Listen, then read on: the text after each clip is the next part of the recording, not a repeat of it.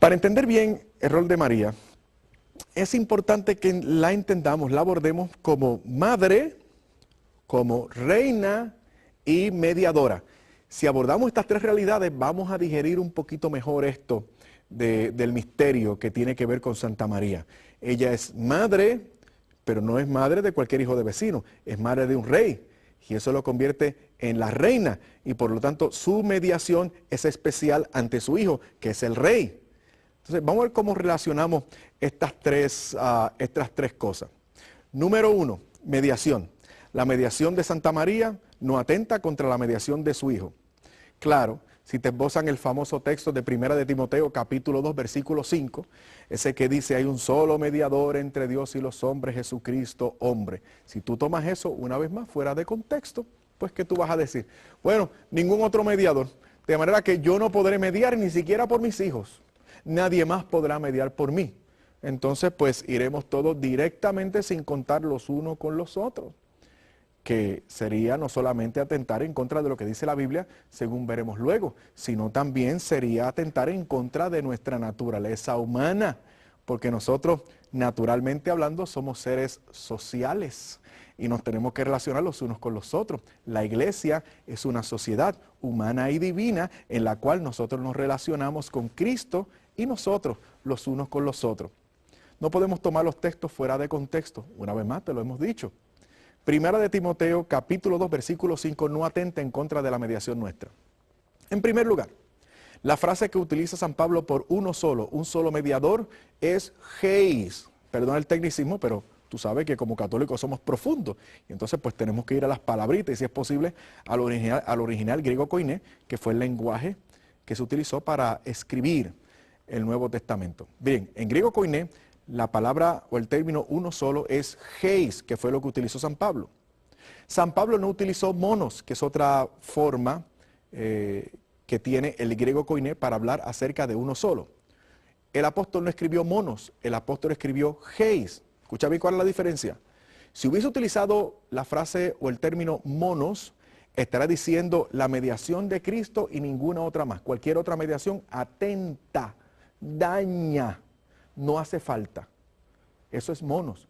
Pero la frase que utilizó, o el término mejor dicho, fue heis. Heis significa una mediación que reconoce y necesita la colaboración de otras mediaciones. Eso es heis.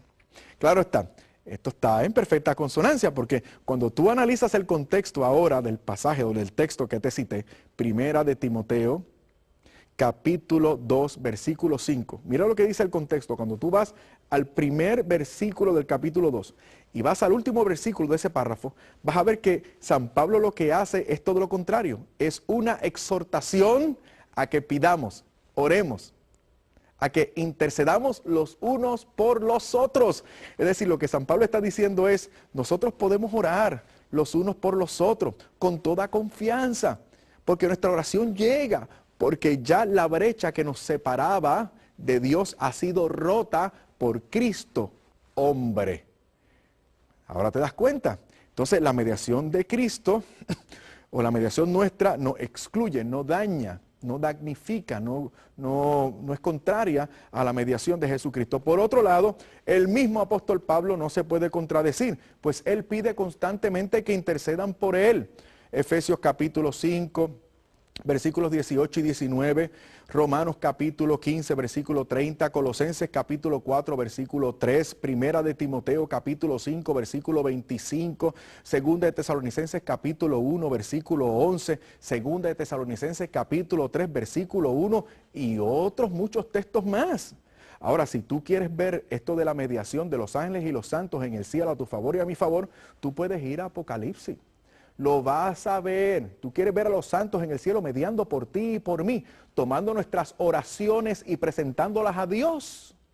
Apocalipsis capítulo 5, versículo 3. Apocalipsis capítulo 5, versículo 8. Apocalipsis capítulo 8, versículos 3 y 4. Para mencionarte textos solamente del Nuevo Testamento, porque si es del Antiguo Testamento también hay evidencia. Por ejemplo, en Segunda de Macabeos capítulo 12, versículo 46.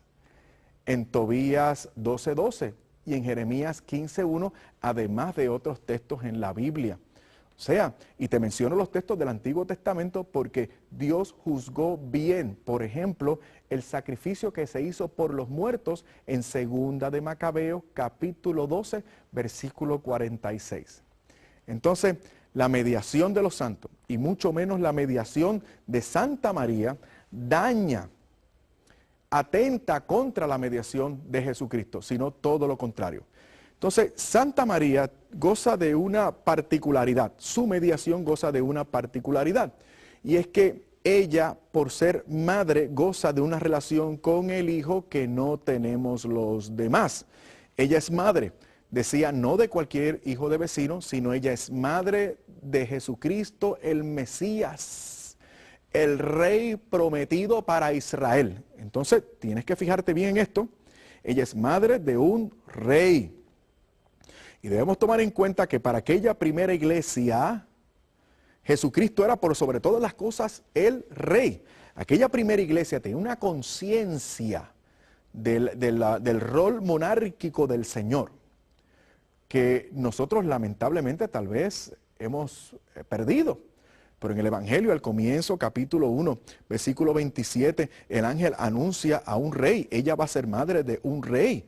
En Hechos capítulo 1, versículo 8, los discípulos cuestionan al Señor. Ahora sí vas a instaurar el reino de Israel. A Jesucristo arriba de la cruz le pusieron Jesús el Nazareno, rey de los judíos. Él era el Mesías esperado. Él era el rey. ¿Y tú eres rey?, preguntó Poncio Pilato, y el Señor contestó, tú lo has dicho. O sea, Jesucristo es el rey. Muy bien, resulta que para aquella primera iglesia, que no era puertorriqueña como yo, ni era de la nacionalidad que son ustedes, a menos que no haya entre nuestros televidentes amigos judíos, Dios quiera y los haya, pero déjame decirte que aquella primera iglesia era judía, mentalidad y cultura hebrea. O sea, para aquella gente, su concepción monárquica era distinta a la nuestra. Nosotros pensamos que la reina, ya en muchas familias reales que conocemos, pensamos que la reina es la esposa del rey. Pero en la mente de esta primera iglesia, de estos primeros miembros de la iglesia que eran hebreos, escucha bien, la reina no era la esposa del rey, la reina era la mamá del rey. Es la cultura de la reina madre. Entonces, Santa María, para aquella primera iglesia, vino a ser la madre de su rey y por lo tanto la reina. Y por lo tanto tuvo que haber sido venerada por aquellos primeros cristianos, no en balde. En Hechos capítulo 1, versículo 14, es la única persona que se menciona por su nombre como miembro eminentísimo de la iglesia. Vamos a ver qué tipo de hijo le anuncia el ángel a la Virgen. Lucas capítulo 1, versículo 27. Me voy a detener aquí un poquito porque traté de explicar esto en la primera parte de Estoy en Casa, en la primera secuencia de programas Estoy en Casa, y traté de explicar que el anuncio del ángel a Santa María fue un anuncio inusual, porque el ángel San Gabriel la saluda como salve, le da el saludo de la salve, y siempre hay uno que otro que dice lo que no es. Siempre hay uno que otro que dice, ¿por qué el doctor Casanova está diciendo ese soberano disparate? Porque el anuncio del ángel a Santa María, o sea, la salve, no es nada extraordinario, puesto que ese era el saludo cotidiano y ordinario de la época. Fíjate qué interesante está esto. Claro, habrán algunos cuantos que se lo habrán creído, ¿no? Pero tú y yo somos más listos que eso. Y tú sabes que el anuncio o el saludo cotidiano y ordinario de la época era Shalom, la paz contigo, la paz a esta casa. No salve, salve era el anuncio o el saludo a la realeza. El anuncio cotidiano y ordinario, Shalom. El anuncio a la realeza, para miembros de la realeza, era la salve. El ángel la saluda con una salve. Le dice, salve, muy favorecida, el Señor es contigo. Ahora bien, yo explicaba además que según las costumbres de la época, el saludo de la salve no era solo con la boca,